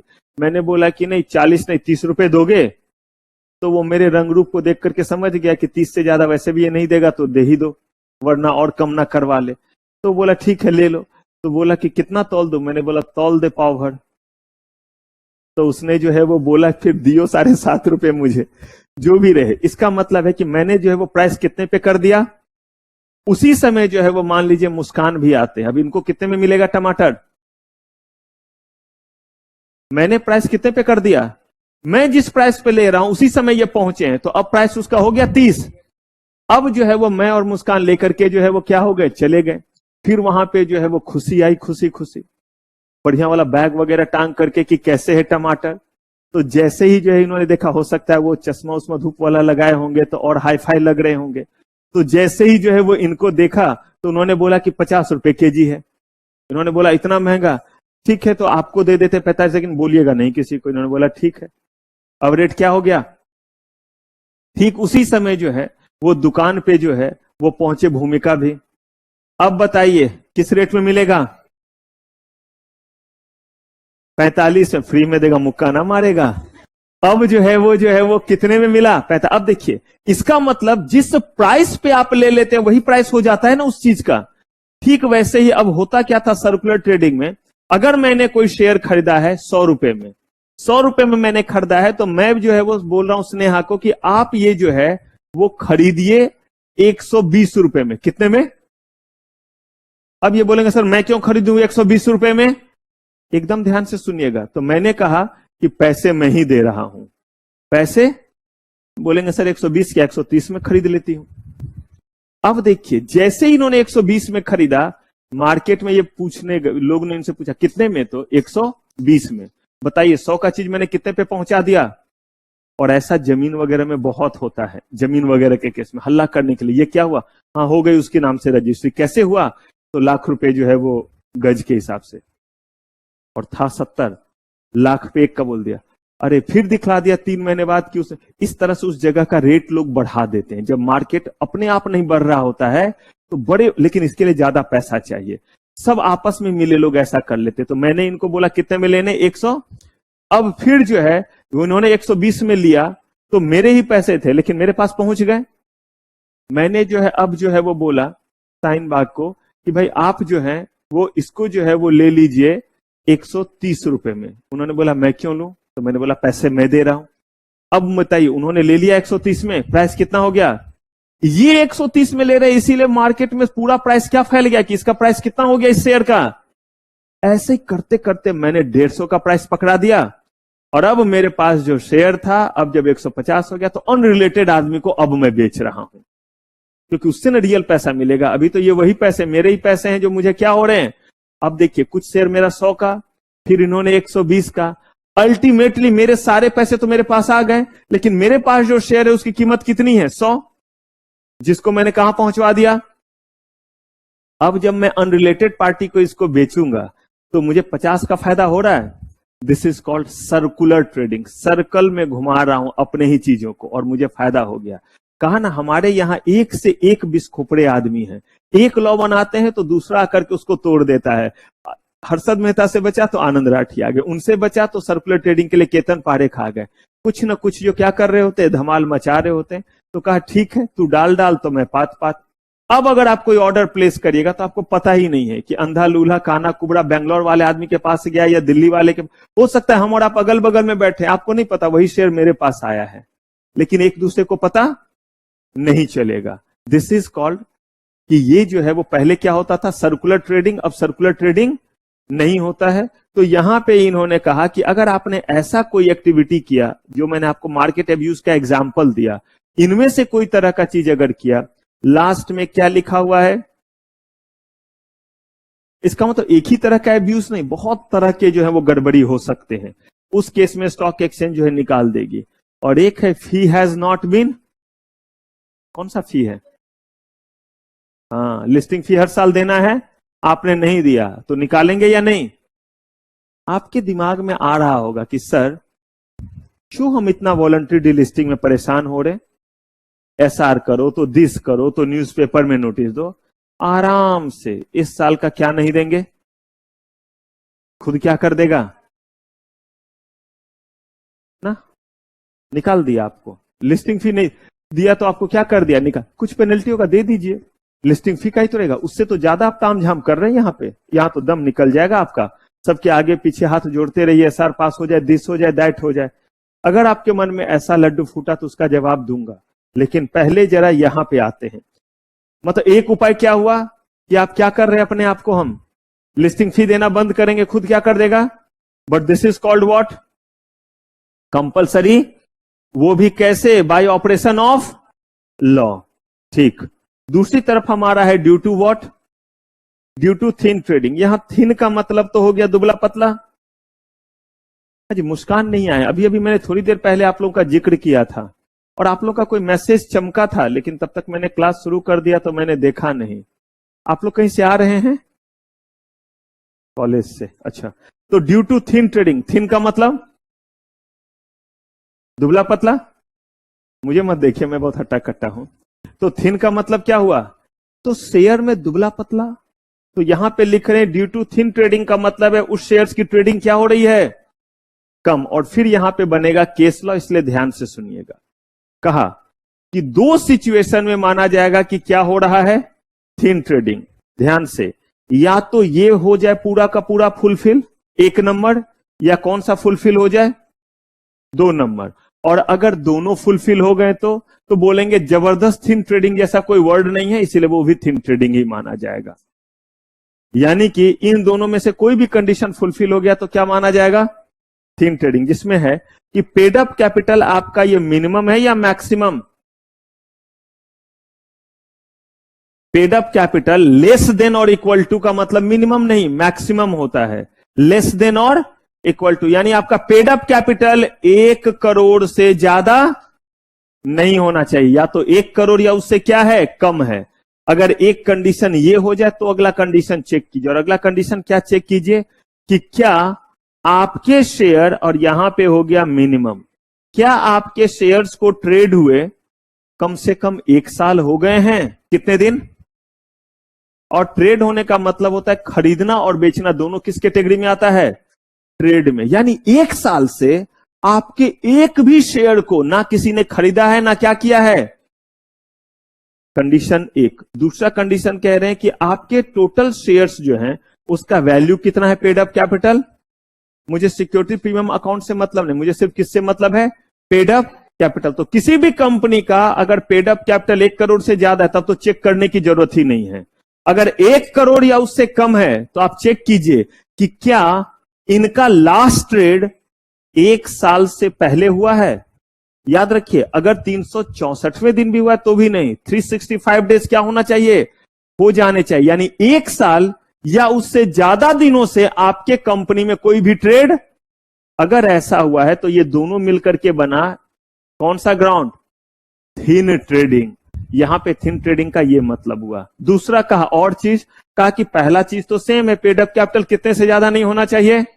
इसका मतलब कभी भी पेड अप कैपिटल 1 करोड़ से ज्यादा है तब तो थिन ट्रेडिंग जैसा सोचना ही नहीं है। कंपलसरी डिलिस्टिंग का ये ग्राउंड तो नहीं होगा, दूसरा कोई कंपलसरी का ग्राउंड हो सकता है। कहा दूसरा, कहा कि आपके टोटल मेंबर जो हैं, ये जो है वो मैक्सिमम कितने हैं?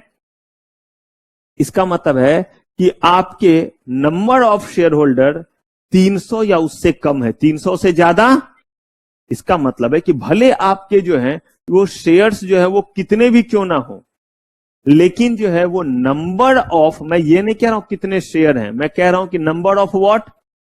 Share holder, member. हो सकता है एक के पास 1 लाख शेयर हो, चलेगा। लेकिन मेरा कंसर्न यहां पे बस इतना ही है कि अगर जो है वो एक बंदे के पास 1 लाख शेयर है तो वो एक में काउंट करूं। आपके पास कुछ ऐसे शेयर होल्डर है, एक के पास 5 है, एक के पास 2 है, एक के पास 4 है, तो भी वो 3 शेयर होल्डर हो गए। तो कहा कि पहला ग्राउंड तो पेड अप कैपिटल 1 करोड़ से ज्यादा। अगर किसी कंपनी का 1 करोड़ से ज्यादा है तो थिन ट्रेडिंग उस पर चेक करने की जरूरत, लेकिन उसके अलावा दो में से कोई अगर एक चीज हो जाए, एक साल से ना शेयर्स खरीदा गया है ना क्या किया गया है, एक भी शेयर ना खरीदा गया है और ना, तो क्या हो गया वो, और उस ग्राउंड पे आपके कंपनी को क्या कर दिया जाएगा? Compulsory delist. लेकिन याद रखिए ये हमारे हाथ में नहीं है, ये हमारी मजबूरी है कि हमारे शेयर्स को जो है वो लोग खरीद बेच नहीं रहे हैं। दूसरा कहा कि 1 करोड़ या उससे कम का पेड अप कैपिटल है और टोटल नंबर ऑफ मेंबर जो है वो घट करके 300 या उससे क्या हो गए हैं? कम हो गए। 300 से ज्यादा, अगर ये दोनों सिचुएशन है तो ऐसे केस में हम बोलेंगे कि क्या हो रहा है? Thin trading. तो देखिए मैंने आपको कहा कंपलसरी के मेजर 2 एस्पेक्ट बताया, बाय ऑपरेशन ऑफ लॉ और ड्यू टू थिन ट्रेडिंग। आपने समझ लिया। ऑपरेशन ऑफ लॉ में भाई लॉ के कारण लॉ को कॉन्ट्रावेन किया है, और उसी कॉन्ट्रावेंशन को मैंने 2 पार्ट में बांट दिया। एक स्टॉक एक्सचेंज से रिलेटेड कॉन्ट्रावेंशन, एक उसके अलावा जितने भी हमारे देश में कानून और एक्ट बने हुए, अगर उसमें कहीं ऐसा प्रोविजन हो कि इस तरह के ऑफेंस करने पे डिलिस्ट कर दिया जाएगा, तो वैसा चीज। ये क्या हो गया हमारा कंपलसरी डिलिस्टिंग। अब हमारे दिमाग में एक जो एस्पेक्ट चल रहा था कंपलसरी डिलिस्टिंग को लेकर के, यहां पे आपको कुछ क्वेश्चंस भी सॉल्व करने होंगे। तो आप एक काम कीजिए, पहले जो है वो यहां से लिखना शुरू कीजिए, और ये आंसर मैं बताऊंगा नहीं, इसीलिए यहां तक का सुन लीजिए कि आपको करना क्या है। यहां पे मैंने लिखा है एबी लिमिटेड, और केस दे दिया है कि एबी लिमिटेड के कितने शेयर हैं और कितने रुपए वाले शेयर हैं, और मैंने इंफॉर्मेशन दे दिया है कि लास्ट ट्रेड कब हुआ है और नंबर ऑफ मेंबर कितने हैं, जो भी है। इसके बेसिस पे आपको यहां बताना है कि ये थिन ट्रेडिंग है, या ऐसे ही केस 2 में बताना है थिन ट्रेडिंग है या नहीं, केस 3 में बताना है और केस 4 में बताना है। तो यहां तक पहले अब आप पहुंचिए, इसको कॉपी कीजिए, फिर आगे बढ़ेंगे। डन है क्या? यस या नो? करे बात अब इस क्वेश्चन पे।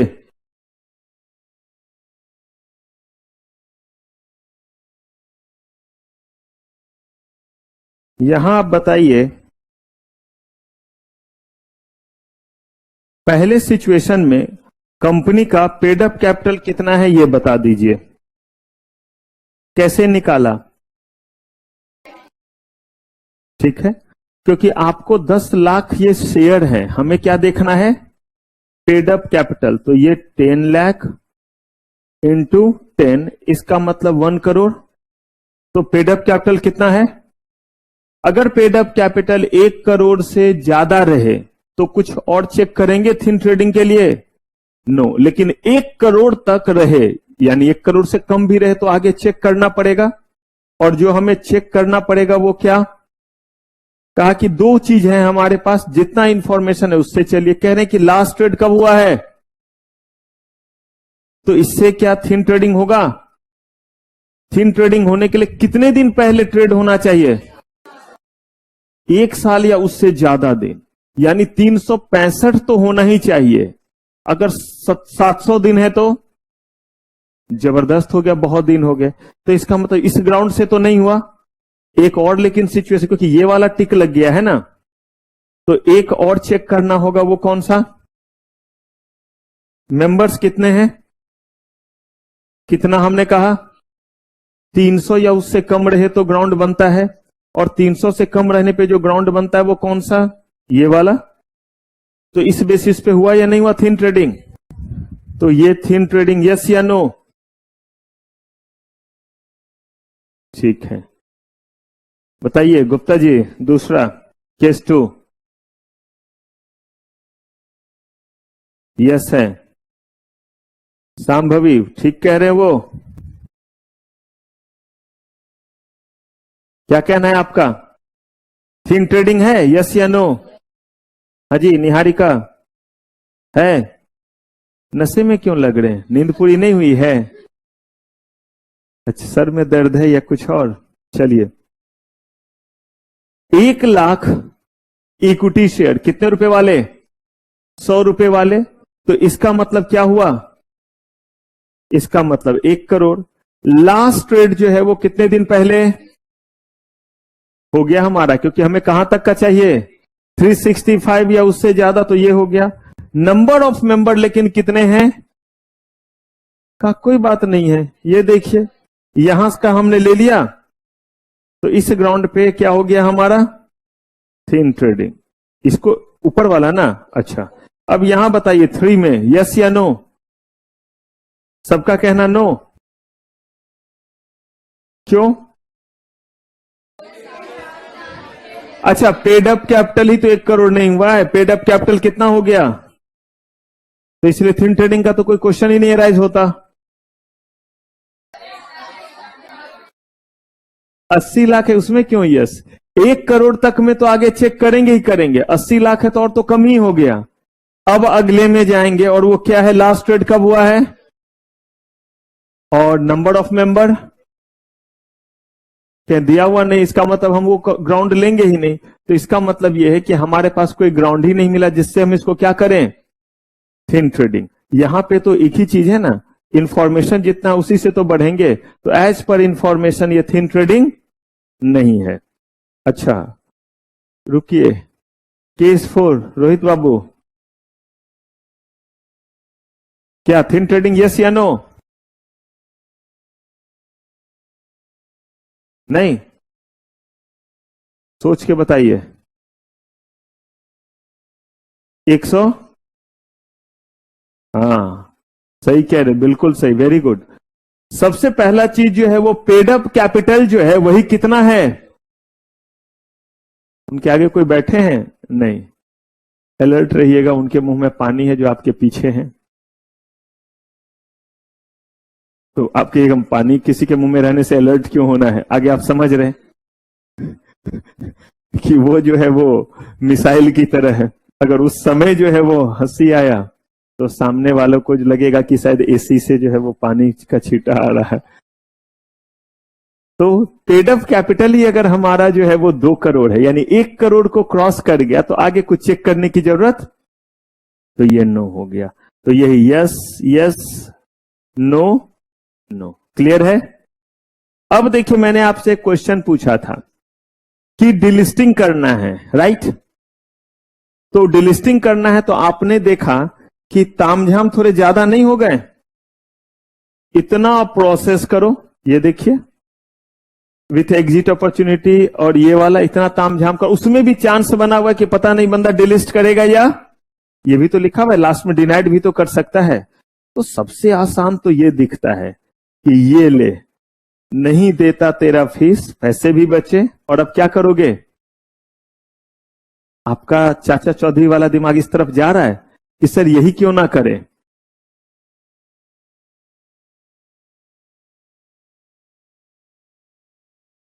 फाइन पेनल्टी छोड़ दिया, रिपुटेशन और बाकी चीज। अब इसका मैं एक ना आपको ना सिंपल एग्जांपल देता हूं। मैंने बोला है कि क्लास में सब फोन पे खूब बात कीजिए, निकाल निकाल के एक दूसरे का इमोजी भेजिए, ऐसे करते रहिए, क्लास भी करते रहिए, ऐसे बोला है? क्या बोला है? फोन कहां रहेगा? उसमें भी साइलेंट करके बैग में, देखना ही नहीं है। मम्मी पापा फोन किसका, वो तो बहुत दूर की बात हो गई, देखना ही नहीं है। तो अब जो है वो मान लीजिए कि कोई जो है वो आए और मुझे बोले कि कुछ जरूरी काम है, आज हम घर इतने बजे जाएंगे। पहले मुझे बता दिया, मैंने बोला कि हाँ पीछे बैठ जाइए, ऐसा है तो आप निकल जाइएगा। तो आपने पूछ के बैठा, आप निकल गए। अब जो है वो मान लीजिए कि आप मेरे पास आए, अरे प्रेरणा नहीं आई है ना, अच्छा अब आएंगे। मानसी मेरे पास आए और बोले कि सर मुझे जाना है। तो मैंने बोला क्या है भाई? तो इन्होंने बोला कि सर डिवाइन। मैंने बोला बंदे की साहस तो देखिए कि एक तो जाना है, वो भी कह रहे हैं क्लास से थोड़ा क्या हम होंगे पहले जाएंगे, और वो भी किस चीज के लिए जाएंगे? डिवाइन देखने के लिए। मैंने बोला जीने की इच्छा खत्म हो गई है? तो ये जो है वो मुंह लटका करके जा करके क्या हो गए? बैठ गए। लेकिन इन्होंने फिर क्या किया? इन्होंने बोला अब तू देख, और जो है वो बिंदास जो है वो अपना जो है वो क्या किया? मोबाइल निकाला, आराम से उससे बात कर, हाँ और बता क्या हाल चाल? हाँ हाँ मस्त मस्त, एकदम रापचिक, एकदम ढिंचैक, जो जहां चल रहा है।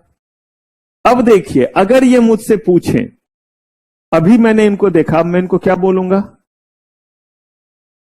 निकल जाइए, हो तो गया इनका काम। मिंटोस लाइफ इन्होंने समझा कि जाइए क्लास से निकल जाइए।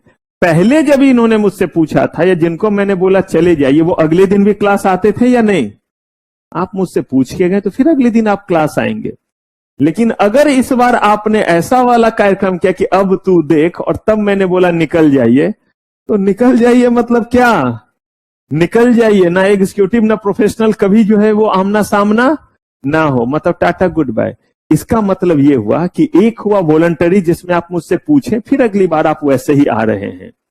लेकिन अगर आप ये वाला दिखलाते हैं, अब तू देख वाला, यानी कि फी हैज नॉट बीन कंपल्सरी में, तो देखिए क्या होगा वो देखिए। आपको आगे क्लास भी तो करना है, आपको आगे और भी तो मार्केट से दोबारा पैसे रेज करने हैं, अभी ना डिलिस्ट कर रहे हैं, फिर रेज करना है। और मुझे बताइए, अगर फिर पैसे रेज करने, तो आप बोलेगा सर तो इसमें लिस्टिंग का क्या लेना देना? पॉसिबल? अरे भाई, जब भी शेयर इश्यू होगा उसे लिस्ट करना कंपलसरी है या नहीं?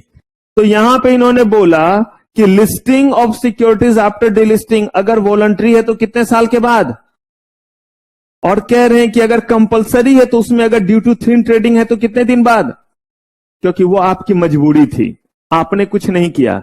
लेकिन ये आपका बदमाशी है, अब तू देख वाला। तो कहा गया कि इसमें 10 साल के बाद, अंतर है दोनों में। तो आप कहिएगा 10 साल नहीं लिस्ट करेंगे, 10 साल लिस्ट नहीं करेंगे, इसका मतलब 10 साल आप शेयर भी इशू, अब आपको अगर ये मंजूर है तो बिल्कुल अब तू देख, तो ये आप ऐसा कर सकते हैं। क्लियर है? तो ये है आपका listing of securities after delisting. चलिए, हम लोगों ने अपने पूरे के पूरे स्टॉक एक्सचेंज को कितने पार्ट में बांटा था? 3 पार्ट में। कौन कौन सा? एक हमारा क्या था? लिस्टिंग, दूसरा डिलिस्टिंग, और तीसरा हम लोगों ने लिस्टिंग का प्रोसेस पढ़ा। डिलिस्टिंग को जो है वो हम लोगों ने जो है वो बांटा था 2 कैटेगरी में। कौन कौन सा? वॉलंटरी और कंपलसरी। हम लोगों ने जो है वो वॉलंटरी में भी देख लिया, exit opportunity, without exit opportunity, और कंपलसरी भी जो है वो हमने देख लिया। अब हमारा अगला हमला किस पे होगा? ट्रेडिंग पे। कि ट्रेडिंग मैकेनिज्म का मतलब है, हम जो ये वर्ड सुनते हैं निफ्टी, हम जो वर्ड सुनते हैं सेंसेक्स, हम जो सुनते हैं कि आज बीएससी का सेंसेक्स इतने पॉइंट बढ़ गया या इतने पॉइंट लुढ़क गया, किसने धक्का दे दिया? और जो हम ये पॉइंट सुनते हैं कि इतने पॉइंट पे बंद हुआ, या इतने पॉइंट बढ़ करके बंद हुआ, या इतने पॉइंट गिर करके, ये पॉइंट आया कहां से, ये कैसे जो है आपका पॉइंट वगैरह डिटरमाइन होता है। हम शेयर खरीदते हैं तो कैसे शेयर हम तक पहुंच जाता है, बीच में सेटलमेंट का काम कौन करता है, जो बेचता है उस तक पैसे कैसे पहुंचता है, ये सारा का सारा चीज है इसके ट्रेडिंग मैकेनिज्म का पार्ट, जो हम लोग देखेंगे अपने नेक्स्ट एपिसोड में। तो फिलहाल सीएमएसएल की सेवा आज की समाप्त। थैंक यू वेरी मच, आपका बहुत बहुत धन्यवाद।